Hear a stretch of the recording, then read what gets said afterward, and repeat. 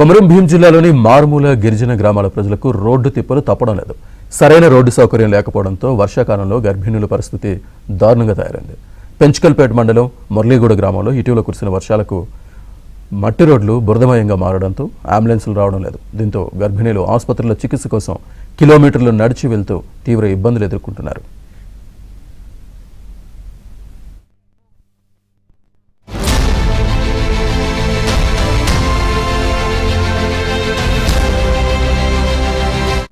గర్భిణుల పరిస్థితి దారుణంగా తయారైంది. పెంచుకల్పేట మండలం మురళీగూడ గ్రామంలో ఇటీవల కురిసిన వర్షాలకు మట్టి రోడ్లు బురదమయంగా మారడంతో అంబులెన్సులు రావడం లేదు. దీంతో గర్భిణీలు ఆసుపత్రిలో చికిత్స కోసం కిలోమీటర్లు నడిచి వెళ్తూ తీవ్ర ఇబ్బందులు ఎదుర్కొంటున్నారు.